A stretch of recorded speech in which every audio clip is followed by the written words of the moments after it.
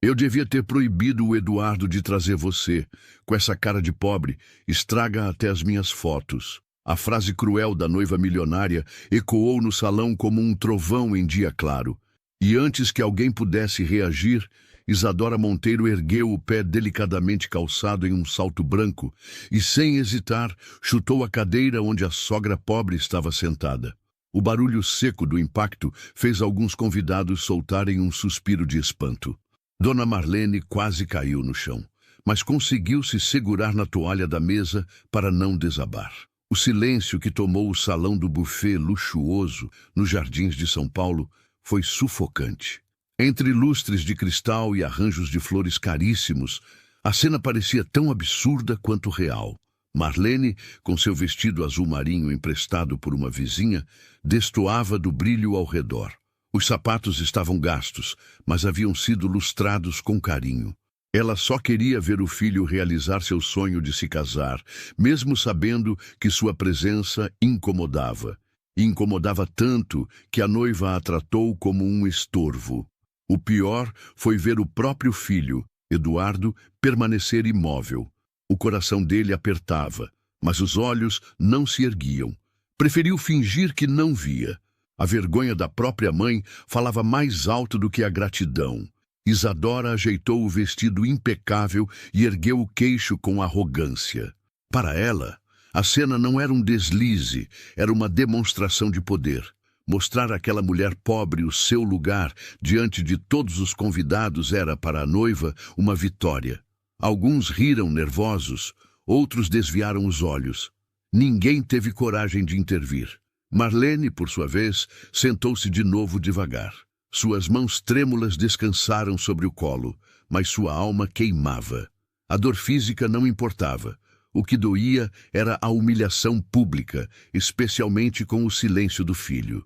Ainda assim, respirou fundo, tentava recompor a dignidade, e foi nesse instante que algo dentro dela começou a mudar. Uma coragem acumulada em anos de sacrifício despertou. A mesma coragem que a sustentou quando trabalhou de faxina para pagar o estudo de Eduardo, quando dormiu em colchões velhos para que o filho tivesse cama. Aquela mulher pobre, que parecia pequena diante de tanto luxo, tinha uma força que ninguém ali imaginava. A música voltou a tocar. Os garçons circularam com taças de champanhe e a festa continuou, como se nada tivesse acontecido. Mas para quem testemunhou, aquela cena jamais seria esquecida. O que Isadora não sabia era que a mesma mulher que acabara de humilhar ainda teria sua chance, porque quando Dona Marlene pegasse o microfone diante de todos, o que sairia dali não seria apenas uma resposta. Seria uma revelação capaz de virar o casamento de cabeça para baixo. Depois daquela cena, o coração de Dona Marlene apertou como nunca. A dor não vinha do chute, mas do silêncio do próprio filho. Eduardo não se levantou, não estendeu a mão, fingiu não ter visto. E aquela omissão doía mais do que qualquer humilhação pública. Mas para entender por que Eduardo agiu assim, é preciso voltar no tempo. A história daquela família não nasceu no luxo dos Jardins de São Paulo. Nasceu longe dali, em uma casinha simples de uma cidade pequena do interior de Minas Gerais. Foi ali que Marlene criou o filho sozinha, entre paredes descascadas e noites mal dormidas. Eduardo nunca conheceu o pai. Marlene carregou nas costas a responsabilidade de ser mãe e pai ao mesmo tempo. Trabalhava de diarista em casas de famílias ricas, lavando banheiros que não eram seus, cozinhando refeições que nunca provava e recebendo, no fim do dia, o suficiente para comprar arroz, feijão e, às vezes, um pedaço de carne. Quando o menino adoeceu pela primeira vez, Marlene andou quilômetros até o posto de saúde mais próximo. Quando precisou de uniforme escolar, ela passou noites inteiras costurando roupas para vizinhos até conseguir o dinheiro necessário. Cada vitória de Eduardo custava suor, lágrimas e silêncio. Ele cresceu vendo a mãe carregar sacolas pesadas, mas também cresceu ouvindo dela a mesma frase: "Você vai estudar, meu filho. Você vai ser alguém." Eu aguento tudo, mas você não vai ser condenado à pobreza como eu. E Eduardo estudou. Foi o primeiro da família a entrar numa universidade. Marlene se orgulhava, mesmo quando ele começou a mudar. Primeiro foram os comentários sutis. Mãe, não fala assim na frente dos meus colegas. Depois, os convites para eventos que nunca chegavam até ela. Até que, aos poucos, Eduardo passou a ter vergonha da própria origem. Quando conheceu Isadora Monteiro, filha de uma das famílias mais ricas de São Paulo, essa vergonha se transformou em silêncio permanente. Eduardo sentia medo de que a noiva descobrisse de onde ele tinha vindo. Tentava esconder a mãe, as lembranças, a pobreza. Ele mesmo não percebia, mas já estava negando suas próprias raízes. No entanto, Marlene continuava a amá-lo do mesmo jeito. Orgulhava-se de cada diploma, cada conquista, cada novo passo. Guardava recortes de jornais, fotos e lembranças em uma caixa simples de papelão. Para ela, nada importava além de ver o filho feliz. E agora, naquela festa luxuosa, Marlene estava ali apenas para testemunhar o sonho do filho realizado. Mas o que encontrou foi desprezo, silêncio e humilhação. O público não sabia, mas por trás daquela mulher pobre existia uma história de sacrifício que ninguém ali teria coragem de suportar. E quando essa história viesse à tona, muitos iriam abaixar a cabeça de vergonha. A família Monteiro era conhecida nos jornais, nas colunas sociais e até nas rodas de negócios.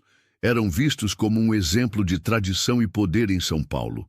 Donos de empresas, de imóveis espalhados por bairros nobres, de carros importados que circulavam nos finais de semana.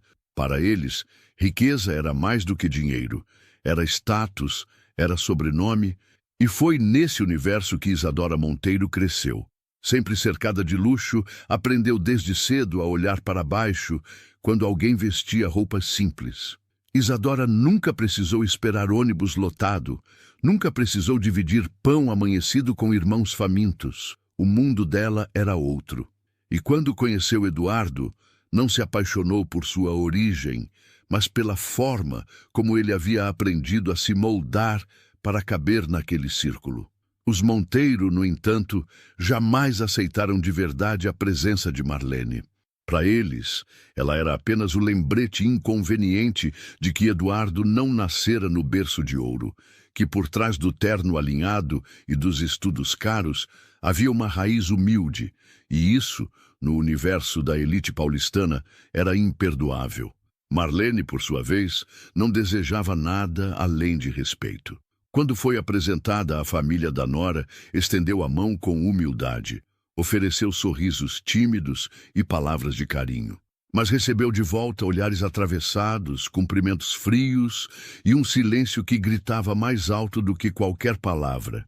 Em um dos jantares, pouco antes do casamento, uma das tias de Isadora comentou em voz baixa, mas audível: "Essa senhora tem cheiro de gente simples, não combina com essa mesa." A frase caiu como pedra no coração de Marlene. Eduardo ouviu, mas fingiu não escutar. Preferiu o silêncio. E foi nesse silêncio que Marlene começou a perceber que para o próprio filho ela já não era motivo de orgulho. Era, na verdade, motivo de vergonha. No entanto, o que a família Monteiro desconhecia era a verdadeira força daquela mulher. Eles viam apenas a roupa simples, mas não viam os calos nas mãos, as noites em claro, a fé que a sustentava. Na festa de casamento, os convidados riam, brindavam e posavam para fotos. As câmeras capturavam o brilho das joias, os gestos elegantes, as taças reluzentes. E, em meio a tudo isso, a presença de Dona Marlene incomodava como uma ferida exposta. Para Isadora, aquilo era insuportável. Mas o que ninguém sabia era que aquela mesma mulher pobre, tratada como estorvo, carregava dentro de si a capacidade de virar o jogo. E quando a voz dela fosse ouvida no microfone, não haveria riqueza suficiente para apagar a verdade. Naquela noite, enquanto a música tocava e os garçons circulavam entre as mesas com bandejas de champanhe, o coração de Dona Marlene permanecia apertado. Não era a primeira vez que era tratada com desprezo pela família da nora. Mas ser chutada em pleno casamento diante de todos e ainda ver o filho permanecer calado, essa dor era insuportável. Ela olhava para Eduardo e buscava nele algum sinal, uma reação, um gesto de proteção. Mas Eduardo desviava o olhar. Mantinha a postura ereta, as mãos cruzadas, fingindo participar da conversa com amigos de negócios. Seu silêncio era como uma segunda bofetada. Marlene conhecia bem o filho. Sabia que ele carregava dentro de si o peso da vergonha de suas origens. Crescera ouvindo dela histórias sobre sacrifícios, sobre noites em que não havia jantar, sobre roupas costuradas e remendadas para que ele nunca fosse excluído na escola. Mas Eduardo, agora cercado de luxo, preferia esquecer de onde vinha. Do outro lado do salão, Isadora sorria com os convidados, como se nada tivesse acontecido. Sua risada ecoava alta, exagerada, acompanhada de olhares de triunfo. Para ela, Marlene já tinha sido colocada em seu devido lugar, o da humilhação. Alguns convidados cochichavam. Uns diziam que a cena havia sido um exagero. Outros comentavam que era compreensível. Afinal, uma festa tão luxuosa não combinava com alguém tão simples. Esse tipo de comentário doía ainda mais, porque deixava claro que, naquele ambiente, a pobreza era vista como um defeito, não como uma história de luta. Marlene respirava fundo, tentando se recompor. Queria sorrir, queria disfarçar, mas as lágrimas insistiam em se acumular nos olhos. Pensava em voltar para casa, mas algo dentro dela pedia para ficar. Uma voz interior repetia: "Não é hora de fugir. Você ainda vai falar. Você ainda vai mostrar quem é." Eduardo, mesmo calado, sentia o peso da própria covardia. Em algum canto do coração, ele lembrava das vezes em que a mãe ficava acordada costurando roupas para que ele tivesse o uniforme limpo. Lembrava das marmitas que ela preparava, mesmo quando não havia quase nada na panela. Lembrava do esforço dela para que ele chegasse até ali. Mas, diante da elite, preferia enterrar essas memórias. E enquanto Marlene se calava, o salão seguia em festa, com brindes e discursos rasos sobre amor e felicidade. Mas a verdade é que aquela noite guardava uma reviravolta, porque ainda viria o momento em que a voz da sogra, até então silenciada, ecoaria no microfone. E quando isso acontecesse, ninguém sairia dali indiferente. A cada minuto que passava, o clima no coração de Dona Marlene ficava mais sufocante. O riso dos convidados, o brilho das joias e a ostentação ao redor só faziam ecoar ainda mais alto a lembrança do chute que havia recebido. Ela tentava se manter firme, mas a sensação de ser tratada como um estorvo não saía de sua mente. Isadora continuava andando pelo salão com altivez, como se fosse a dona do mundo. A cada passo, parecia reforçar a ideia de que apenas sua família tinha valor. Para ela, Marlene não passava de um incômodo, uma pedra no sapato que precisava ser escondida.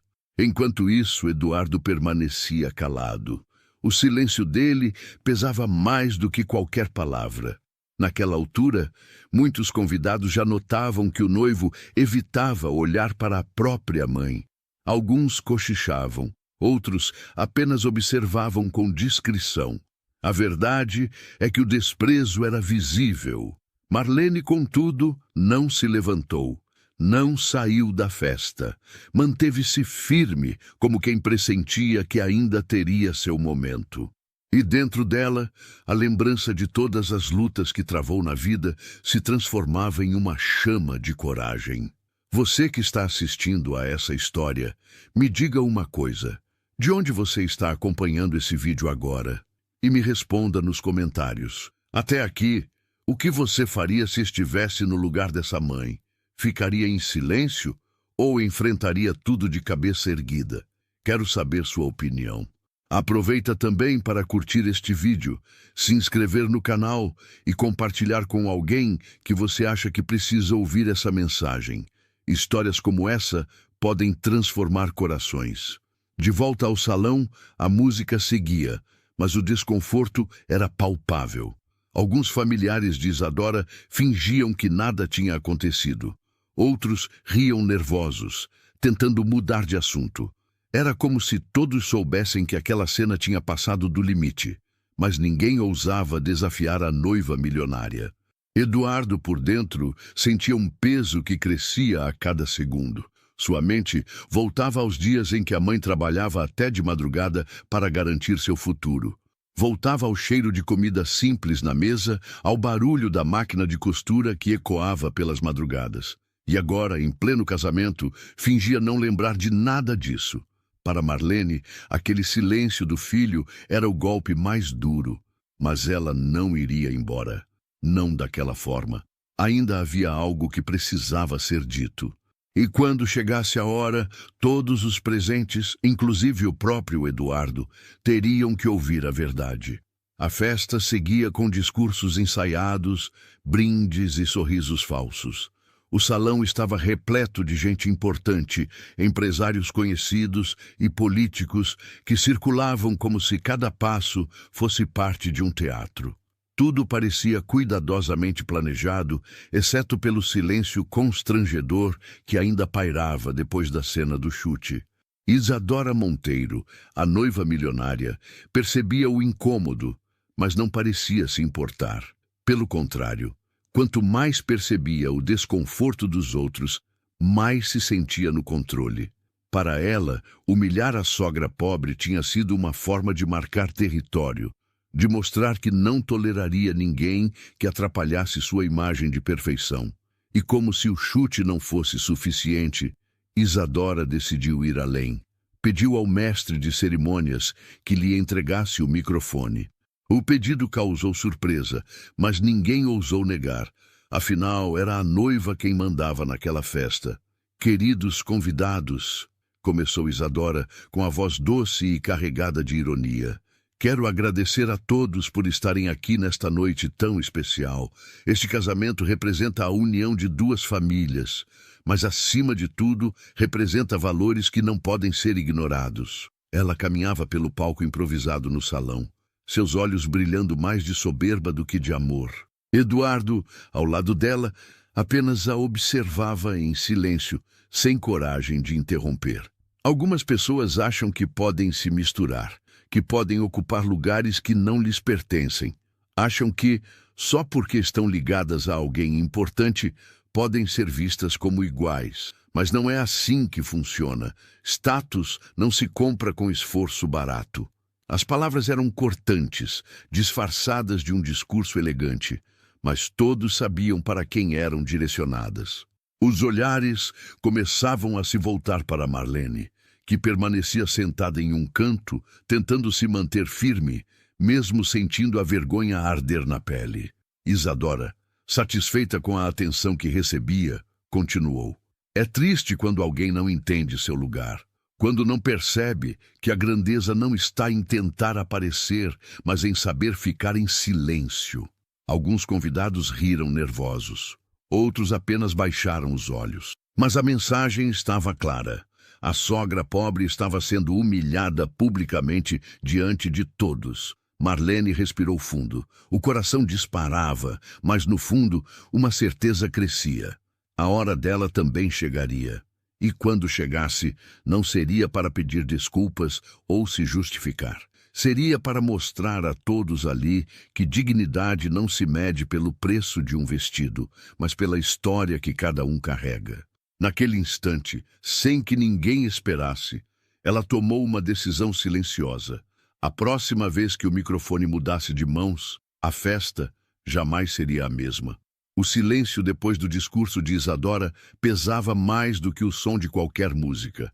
O salão inteiro parecia dividido entre a elegância superficial e a vergonha escondida. Foi nesse momento que Dona Marlene se levantou.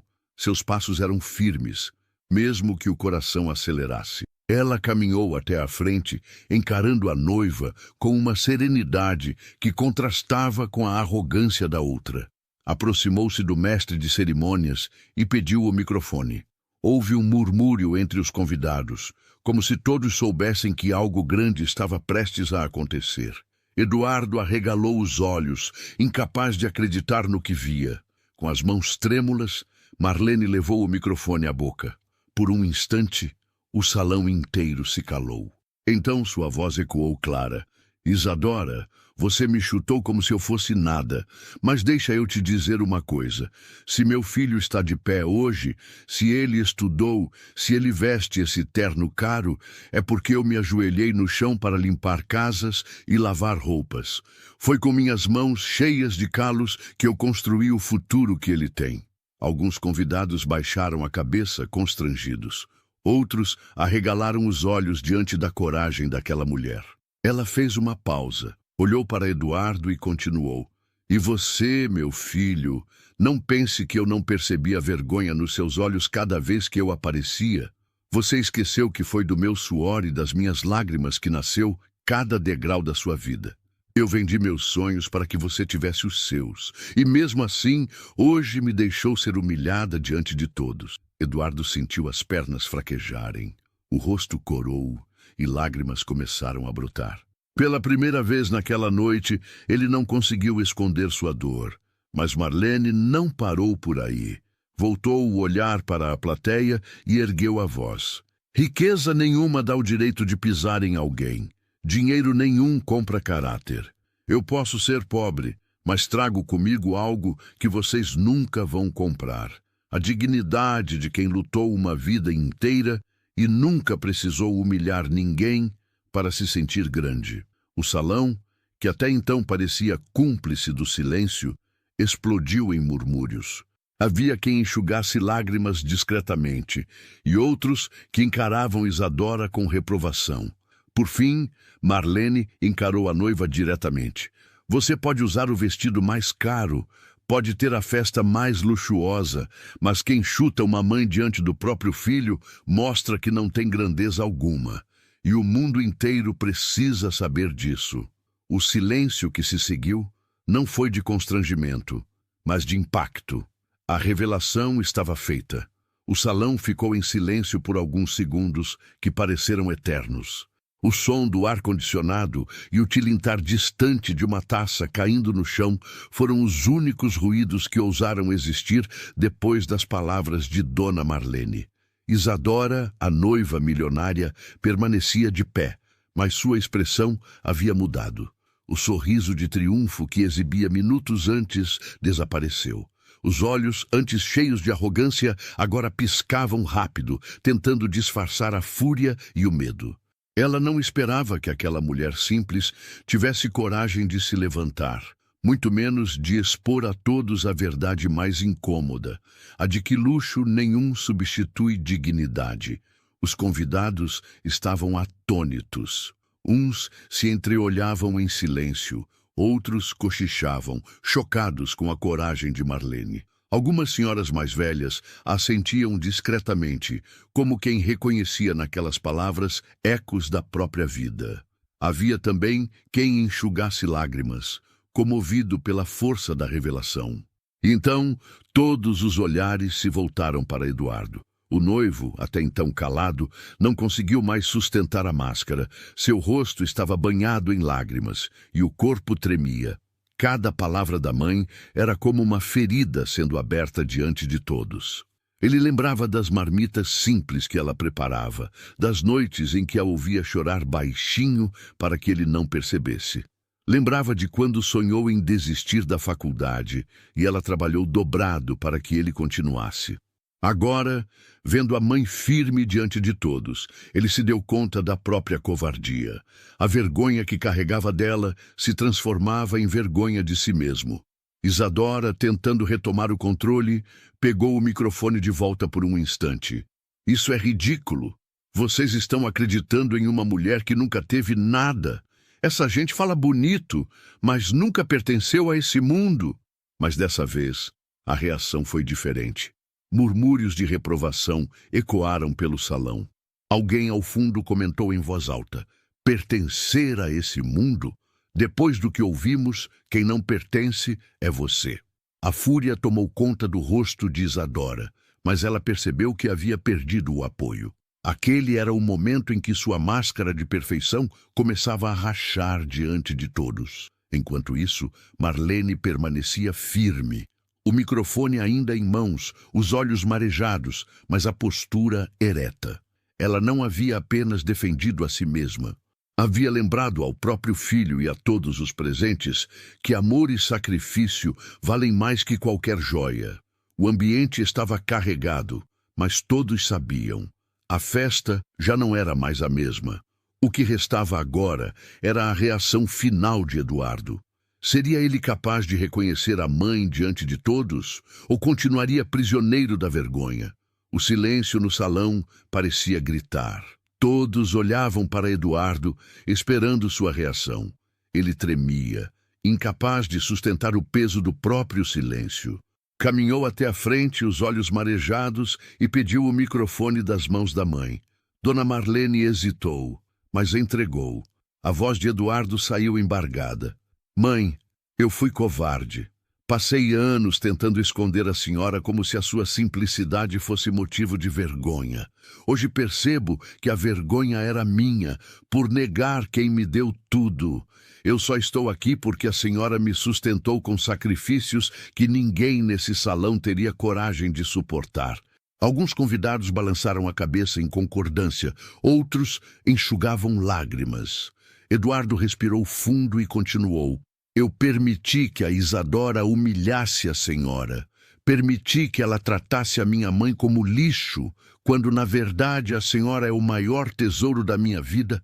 Eu peço perdão diante de todos e prometo, nunca mais vou me calar quando se trata de defender quem me trouxe até aqui. As palavras dele ecoaram como uma confissão. O público se comoveu. A própria Marlene deixou as lágrimas escorrerem livremente, mas em seu olhar havia mais orgulho do que dor. Isadora, por sua vez, não conseguiu conter a fúria. Tentou tomar a palavra, mas sua voz saiu trêmula e descontrolada. Vocês não entendem. Essa mulher nunca pertenceu a esse lugar. Eu não vou aceitar dividir minha vida com alguém que carrega tanta miséria ao redor. Dessa vez, porém, os olhares se voltaram contra ela. Murmúrios de reprovação tomaram o salão. O luxo, o vestido caro e a arrogância já não impressionavam mais ninguém.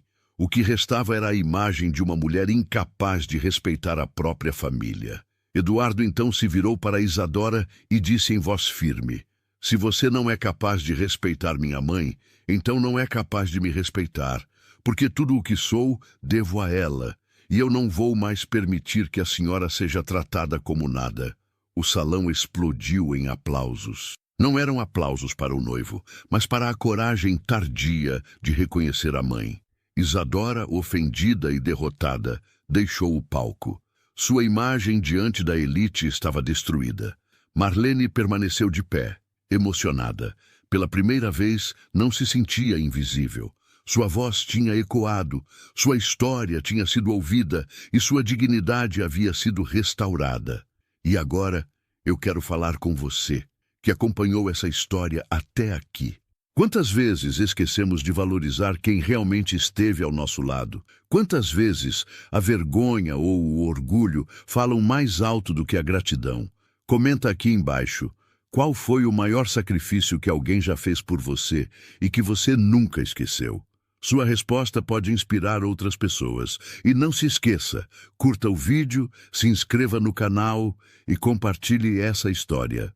Porque no fim, todos precisamos lembrar que riqueza de verdade não está no bolso, mas no coração de quem nunca deixou de lutar por nós.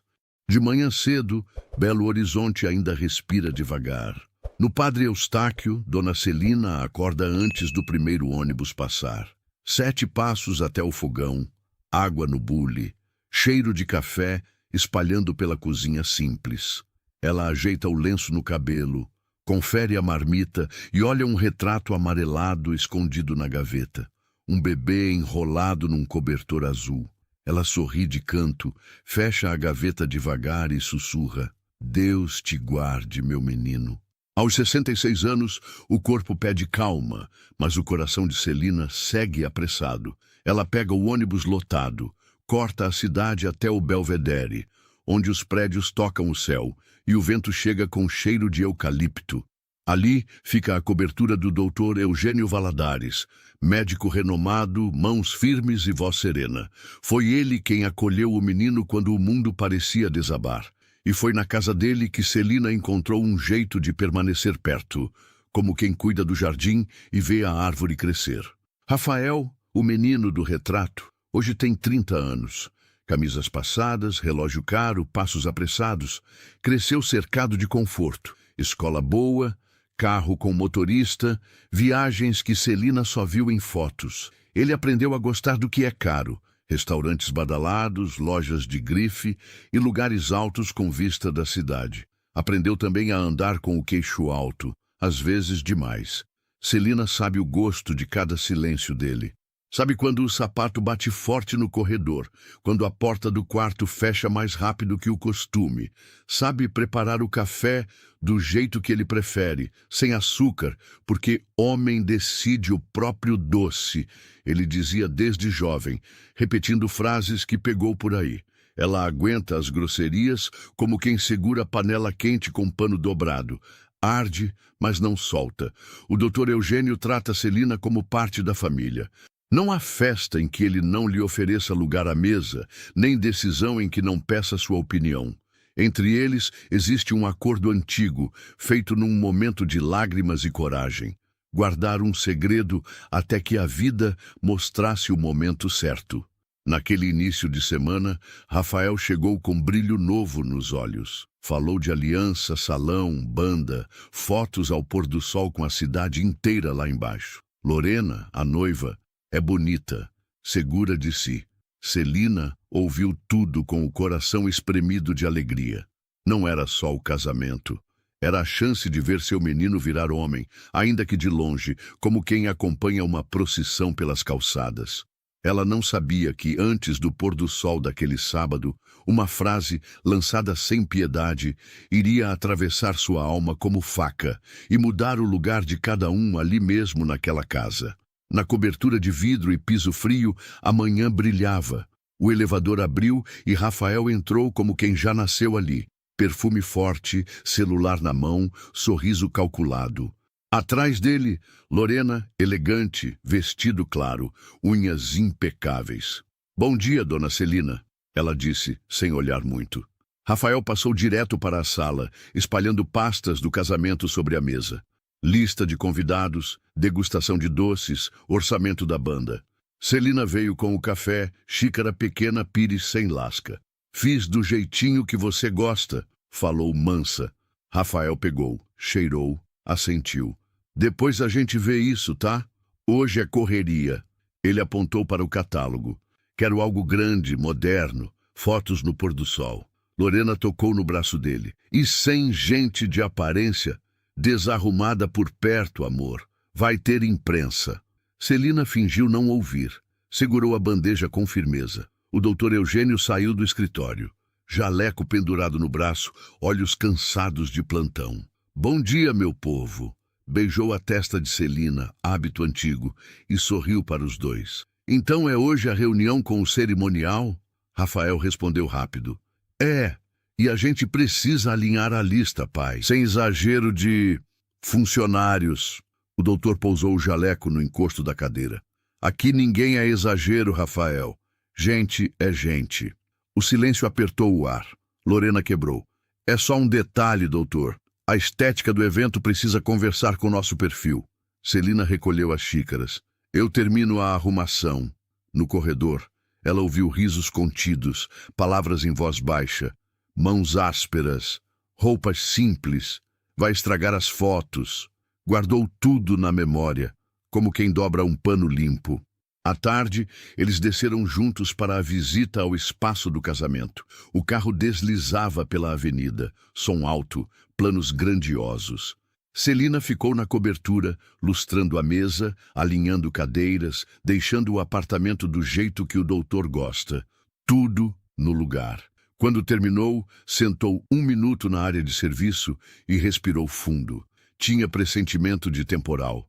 No fim do dia, voltaram animados. Fechamos a banda, Rafael anunciou. E o espaço é perfeito, vista da cidade toda. O doutor Eugênio assentiu contido. Ótimo. E sobre a lista? Rafael encarou a mãe de criação parado à porta da cozinha. A gente vai precisar cortar nomes, tá? Evento elegante pede cuidado. Celina sorriu de leve. Sei que vocês querem o melhor. O doutor cruzou os braços. Só para saber, quem você pensa em cortar, meu filho? Rafael respirou fundo. Olhou para Lorena e voltou a olhar para Celina. A gente fala disso amanhã com calma. Mas Rafael já tinha a frase na ponta da língua, afiada. Bastava um empurrão, um tropeço de orgulho. Esse empurrão viria no sábado, diante de todos. No sábado, o sol bateu forte nas janelas do salão. Era dia de prova do buffet e acerto final com o cerimonial. Mesas altas, guardanapos de tecido, garçons testando as bandejas, fotógrafa checando a luz. Rafael chegou primeiro, falando alto, cheio de pressa. Lorena veio atrás, elegante, avaliando tudo com o olhar de quem mede vitrines. O doutor Eugênio fez questão de levar Dona Celina. Quero que prove os salgados e diga o que achou, ele disse, com aquela calma que manda sem levantar a voz.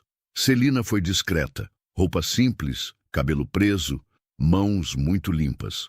Cumprimentou a equipe, agradeceu o copo d'água e ficou num cantinho, sem chamar atenção. Aquele arranjo mais baixo fica melhor, ela sugeriu, mansa, quando pediram opinião. Se não, esconde o rosto nas fotos. A cerimonialista sorriu, anotou. Rafael franziu a testa. Mãe Celina tem bom olho, comentou o doutor orgulhoso. Foi o empurrão.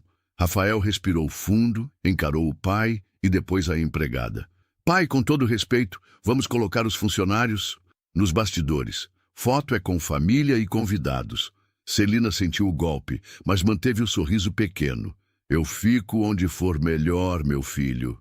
Escapou no automático. O meu filho já tinha escorregado outras vezes. Quase ninguém percebia. Lorena cochichou.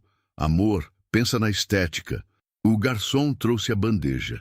Celina pegou um pastelzinho, assoprando de leve. As mãos mostravam anos de trabalho, sim, mas estavam bonitas, cuidadas. Rafael fixou o olhar nelas como se fossem um defeito.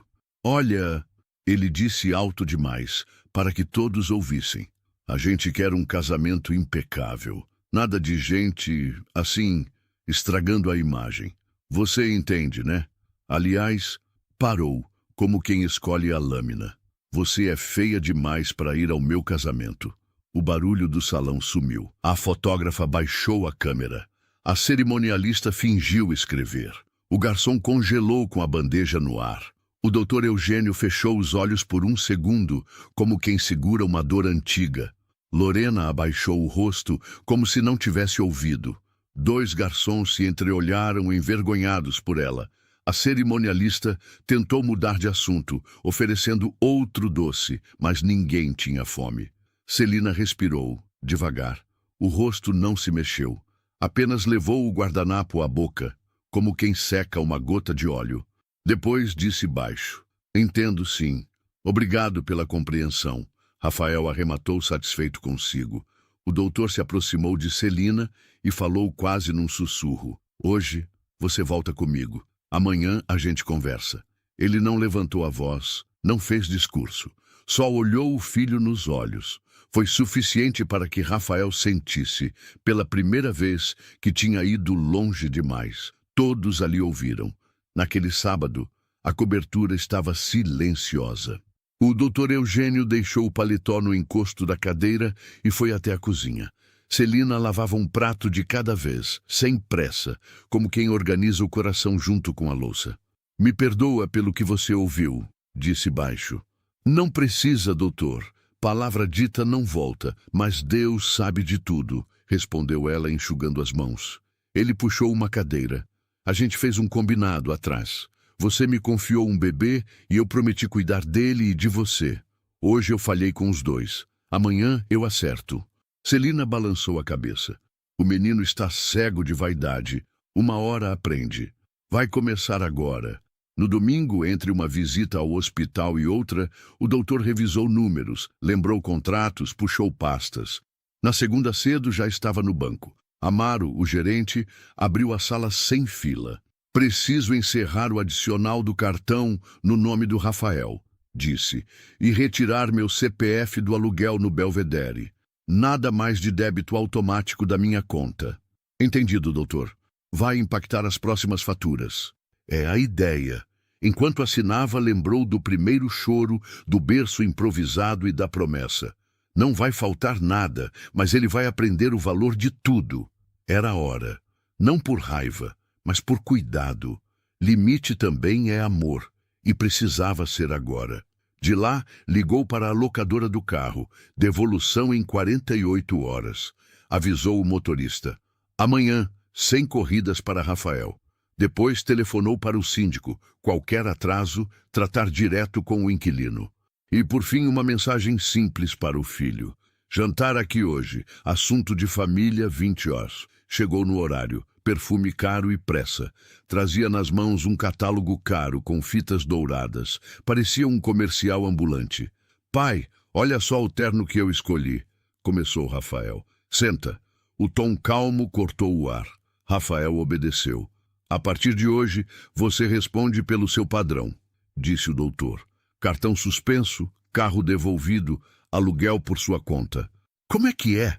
No mês do meu casamento? A voz subiu. Justamente, quem não respeita quem te criou não está pronto para construir família. Você humilhou a Celina diante de todos. Aqui em casa, respeito é regra. Pai, ela é funcionária. Ela é gente. E quem te sustentou? Aqui ninguém é invisível. Dinheiro paga conta. Educação não. Isso se aprende. Rafael riu nervoso. Você está exagerando. Não estou. Você vai trabalhar, pagar suas contas, reduzir o casamento se preciso. E vai pedir desculpas. Não vou. Então aguente as consequências. O silêncio pesou. Rafael levantou, os olhos duros. Você vai se arrepender.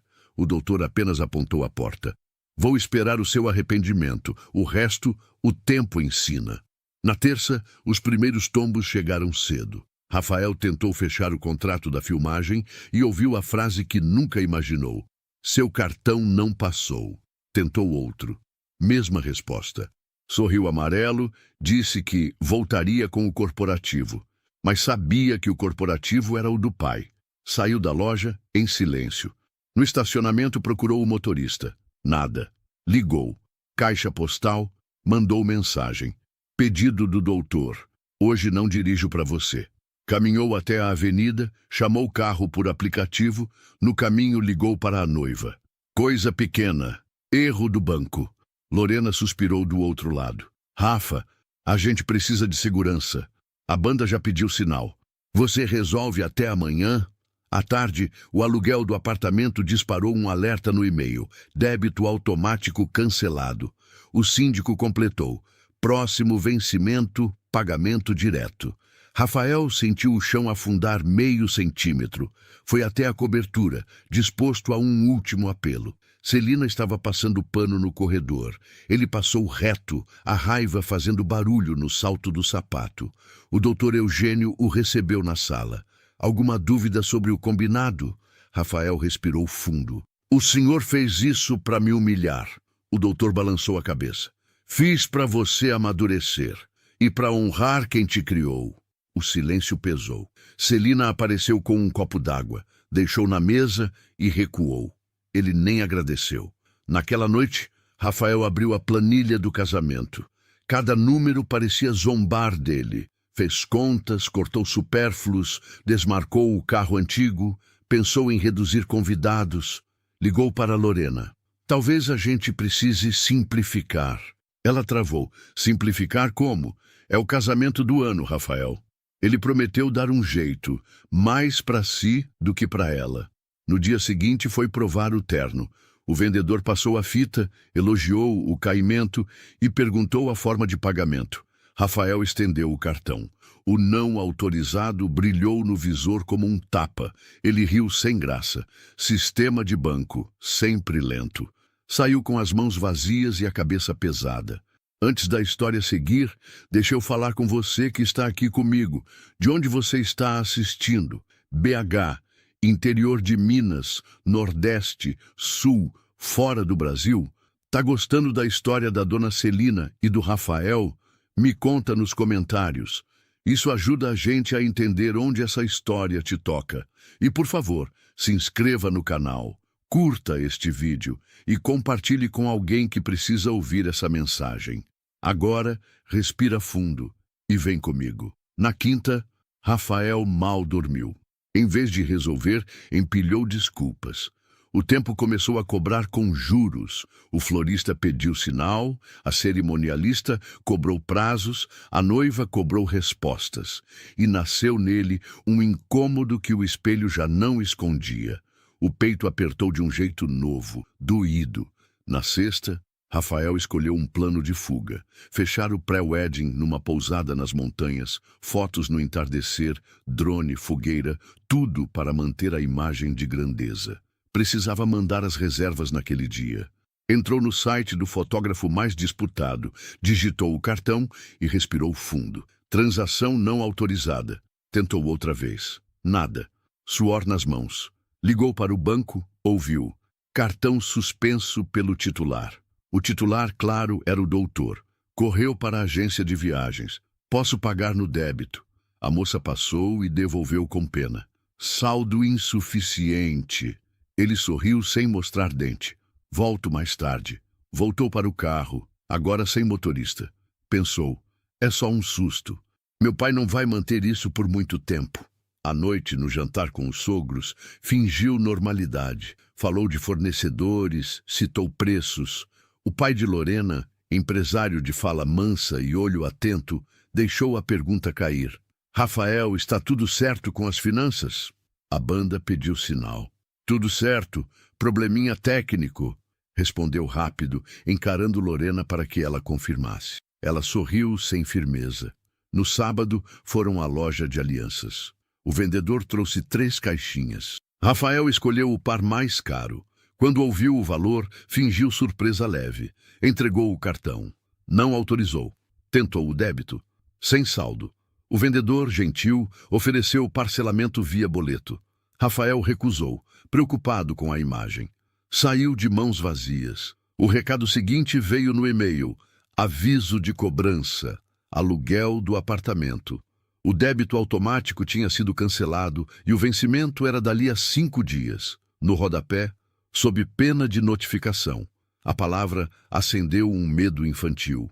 Rafael pensou em ligar para o pai e pedir um adiantamento, mas lembrou do olhar do doutor. Firme, definitivo. No domingo, vieram as fotos do espaço. Confirmação mediante pagamento de 50% até terça. A cerimonialista ligou. Posso confiar no depósito? Ele respondeu sim, tentando acreditar. Desligou e ficou olhando para a tela do celular, esperando uma saída que não dependesse dele. Não veio. Lorena começou a falar mais devagar. Rafa, você sabe que meu pai preza por responsabilidade. Eu te amo, mas não quero um casamento sustentado em promessa. Ele tentou abraçá-la. Eu resolvo. Ela se afastou um passo. Então, resolve. Na segunda, a portaria entregou um envelope amarelo. Notificação por atraso iminente. O síndico ligou 2 horas depois. Meu amigo, preciso do pagamento. O tom educado doeu mais do que bronca. Rafael abriu o aplicativo do banco. Viu números pequenos demais. Vendeu um relógio. Vendeu um tênis caro. Não deu. No trabalho, a queda de status apareceu rápido. Hoje não tem almoço por minha conta, ele disse brincando. Ninguém riu. Um colega comentou. Ouvi dizer que o doutor puxou o freio. Rafael fechou a cara. À tarde, pediu para sair mais cedo. O chefe estranhou. Prioridades, Rafael. Ele deixou a sala com o estômago apertado. Na terça, última chance de pagar o sinal do espaço, pegou o carro para vender. O avaliador falou baixo. Pago menos porque tem pressa. Rafael engoliu seco e aceitou. Fez a transferência do que conseguiu. Ainda faltava muito. Ligou para Lorena. Amor, a gente pode reduzir o pacote, fazer algo menor, íntimo. Houve silêncio do outro lado. Meu pai acha melhor adiar, ela disse enfim. E tem mais. Ele não gostou do que você falou da dona Celina no buffet. Isso diz quem você é. Rafael fechou os olhos. O mundo encolheu. A vergonha, que ele empurrou com desculpas, sentou-se ao lado. No fim do dia, chegou o papel que faltava. Aviso de despejo em caso de não pagamento. Agora não era mais um e-mail frio. Era um carimbo no presente. Ele sentou no sofá, olhou a sala impecável e ouviu o eco das próprias frases. Impecável, perfeito, riu sem humor. A perfeição descascava como tinta velha, e pela primeira vez ele pensou sério. Eu preciso pedir desculpas. De verdade, sem teatro. Na quarta de manhã, Rafael acordou antes do despertador. O aviso de despejo estava sobre a mesa, como um tijolo no peito. Escreveu para Lorena. A gente precisa conversar. Não houve resposta. Decidiu ir até a cobertura.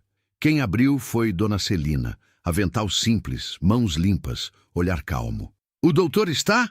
No escritório, ela disse, saindo do caminho. O doutor o esperava sentado. Óculos na ponta do nariz. Uma pasta com papéis. Senta, falou sem sorriso. Pai, eu vim resolver. É o aluguel, a banda, a viagem. Pode reativar o cartão? Eu pago depois. Assino o que for preciso. Não! A palavra parou tudo. Não? Ele repetiu. Não, reforçou o doutor. Você vai pagar o que promete com o próprio trabalho. E vai pedir desculpas a quem feriu. Rafael remexeu no sofá. Foi feio o que eu disse, eu sei. Mas foi no calor do momento. Não foi momento. Você desrespeitou a mulher que te criou. Não tropeçou a língua. Tropeçou o coração. Ela é funcionária, pai. Ela é gente e estava aqui antes de você. Você a conhece pelo nome, come a comida que ela faz e chama isso de funcionária, como se fosse um móvel. Não, em minha casa não. E o casamento? Ele insistiu. Se a sua noiva prefere aparência a respeito, reveja o casamento. Se ela te ama, vai gostar de te ver crescer. Começa pedindo perdão. Hoje. Rafael entendeu o recado. Atravessar o corredor e admitir que foi cruel. Não conseguiu. O orgulho segurou sua língua como um nó. Depois eu falo. Então depois você resolve, disse o doutor. Sem carro, sem cartão, sem aluguel pago. A porta fica aberta para quem sabe voltar. Saia por ela agora e volte quando for outro. Rafael desceu acelerado. Na rua, chamou um carro por aplicativo. Ligou para 2 amigos. Um estava viajando, outro sem espaço. Ambos sabiam do buffet. As portas antes macias agora batiam no seu nariz. No dia seguinte, 3 homens chegaram ao prédio com pranchetas. O síndico veio junto, desconfortável. Meu amigo, eu tentei segurar, mas entra hoje o oficial de justiça. Tem que desocupar. Rafael correu os olhos pela sala. O sofá caro, a televisão enorme, as caixas com lembrancinhas de um casamento que não aconteceria daquele jeito. Encheu 2 malas às pressas. Um vizinho passou, fingiu que não viu. A vergonha é um silêncio que dói. No fim da tarde, a portaria virou estação de saída. Chamou um carro para levar o que deu. O resto ficou decidido por outros. Dormiu num quarto alugado, pequeno e abafado. A cama rangia. O ventilador falhava. O travesseiro tinha cheiro de mofo. Pela primeira vez em anos, dormiu sem conforto. Dormiu porque o corpo desligou. Na manhã seguinte, foi ao trabalho com a mesma roupa. O chefe chamou. Sente, você anda disperso, perdeu prazos. Aqui é empresa, não vitrine. Eu preciso de foco. Rafael assentiu. Quando saiu, abriu um aplicativo de empregos. Achou. Auxiliar de cozinha. Não precisa experiência. Lembrou do pai. Pagar o que promete com o próprio trabalho. À noite, pegou o ônibus e foi. Entrevista rápida, turno puxado, salário justo. Foi contratado. Na primeira noite, queimou o dedo no fogão, derrubou uma bandeja, levou bronca. Pediu desculpas e recomeçou. Lavou pratos até a água esfriar. Voltou de madrugada, com cheiro de óleo na roupa. Tomou banho demorado, encostou a cabeça no azulejo e chorou baixo. Não era por dinheiro. Era por perceber quem tinha sido. No segundo dia, o corpo doía antes de começar. Ainda assim, foi. No intervalo, comprou uma água e sentou nos fundos. As mãos estavam vermelhas, ásperas. Olhou para elas e lembrou das mãos de Dona Celina, firmes, pacientes, marcadas. Sentiu vergonha, quente, honesta, necessária. Passou em frente ao prédio do pai. Pensou em subir. Pensou em dizer, eu errei. Deu 2 passos até a portaria, mas recuou. Primeiro eu mudo, depois eu falo, decidiu. No terceiro dia, veio a mensagem de Lorena. Precisamos de tempo. Meu pai acha melhor cancelar. Eu também, desculpa. Ele releu muitas vezes. Era o fim. Sentou no canto e olhou a parede. Depois abriu a carteira e contou o dinheiro. Pagou parte do condomínio atrasado direto no prédio. Anotou num papel. Dever X, pago, I, restam Z. Não era muito, mas era dele. No domingo, amanheceu com vontade de pedir perdão. Só isso. Comprou um buquê Subiu simples no ônibus, desceu da 2 esquina. paradas depois, caminhou até a rua conhecida. Parou diante da porta da área de serviço, por onde passou tantas vezes sem ver quem estava ali. Respirou fundo, bem fundo, bateu. Quando a porta abriu, ele não tinha discurso. Só tinha a verdade. Quem abriu a porta foi Dona Celina, avental dobrado, olhar cansado. Rafael ergueu o buquê simples. Eu vim pedir perdão. O que eu disse machucou. A senhora não merecia. Ela recebeu as flores como quem segura um passarinho. Não sorriu nem chorou. Obrigada. Perdão a gente dá, mas a confiança precisa reaprender a andar entre. Tem café. Sentaram-se à mesa da área de serviço. Ele falou baixo, sem desculpas. Contou do despejo, do trabalho novo, da vergonha que sentiu das próprias mãos. Prometeu mudar, sem prometer prazo. Pediu para ajudar nas tarefas da casa, o que a senhora mandar. Ela assentiu. Começa estendendo as toalhas e troque a lâmpada da área queimada faz tempo. Naquela tarde, Rafael trocou a lâmpada, consertou a porta que rangia, varreu o quintal, levou o lixo. Ao sair, agradeceu pelo café e pelo silêncio. Voltou no dia seguinte, sem anunciar. Repetiu o gesto no outro e no outro. O doutor Eugênio observava de longe, sem interferir, deixando a porta aberta. Os dias viraram semanas. Rafael aprendeu a rotina de quem serve, tirar o bolo do forno e esperar esfriar, lavar a panela grossa por último, dobrar pano de prato com capricho. Começou a mandar, por conta própria, pequenos depósitos ao síndico, sempre com uma mensagem: pago mais no mês que vem. À noite, no trabalho, já não derrubava bandejas. Ganhou um muito obrigado do cozinheiro. Guardou como medalha. Um sábado, Dona Celina sentiu uma tontura leve. Rafael percebeu, trouxe água com açúcar, mandou mensagem para o doutor. Pressão oscilou, respondeu ele, pedindo calma. Rafael ficou até passar. Quando ela se recompôs, ele se levantou. A senhora quer que eu leia a bula desses remédios? Minha letra é pior que a do médico, mas eu tento. Ela riu de verdade pela primeira vez. Tenta. Uai. No fim da tarde, ele encontrou sobre o balcão uma caixinha de metal redonda, antiga, com um desenho de santo. Dona Celina fechou com cuidado. Era da minha mãe. Me lembra que amor aguenta fogo. Ele não entendeu completamente, mas guardou o respeito pelo objeto. Ao sair, passou pela sala. O doutor o chamou com um gesto. Amanhã, depois do almoço, você vem. Só você. A gente precisa conversar os 3. Rafael sentiu o coração apertar e abrir ao mesmo tempo. Não sabia o que viria, mas, pela primeira vez, não teve medo. Depois do almoço, a casa parecia segurar o ar. Na sala, o doutor Eugênio esperava, mãos entrelaçadas. Dona Celina trouxe água, pousou a caixinha de metal no centro da mesa e ficou em pé. Senta, Rafael, disse o doutor. Hoje a verdade entra. Ele sentou. O doutor abriu a caixinha. Dentro, uma pulseirinha de maternidade. Uma foto desbotada de um bebê no colo de uma mulher jovem e um bilhete: "Cuida dele por mim." "Você cresceu acreditando que sua mãe morreu no parto", falou o doutor. "Não morreu. Ela é a mulher que te criou, desde o primeiro banho, a que te levou no colo na febre. Ela pediu que eu te adotasse e um trabalho aqui, para ficar perto. Eu aceitei, porque também precisava de um motivo para seguir." Rafael olhou para Dona Celina. As mãos dela tremiam. "Eu prometi esperar o seu coração ficar pronto", disse ela. "Esperei 30 anos e estraguei tudo quando deixei escapar meu filho no buffet."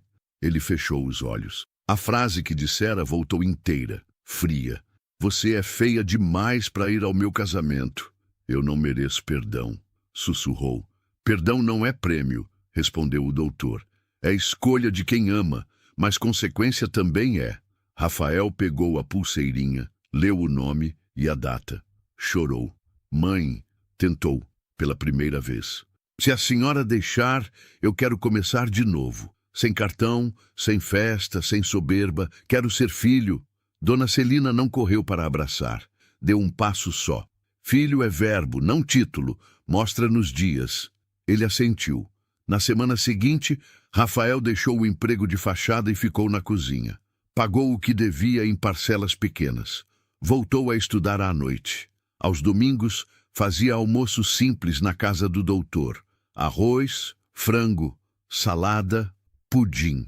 Servia Dona Celina e ouvia. O silêncio entre eles, antes duro, virou descanso. Meses depois, ligou para Lorena. Agradeceu o tempo e desejou paz. Não insistiu. Entendeu que nem todo amor chega junto com o nosso melhor. Num sábado, preparou uma mesa na varanda. 3 pratos, 3 copos, uma flor no pote de vidro. Quando Dona Celina chegou, ele mostrou um envelope. "Não é dinheiro, é promessa escrita. O que já paguei, o que devo, o que vou fazer. E um pedido. Me deixa te chamar de mãe na frente dos outros?" Ela respirou fundo e sorriu. "Deixa sim." O doutor levantou o copo d'água. A beleza que não sai na foto. As mãos que criam. Brindaram. Comeram sem pressa. Talvez você deva um perdão. Talvez mereça ouvir um. Conte nos comentários o que esta história te lembrou. Inscreva-se, curta e compartilhe com uma pessoa que você gostaria de abraçar agora. Que a gente escolha amor antes de aparência.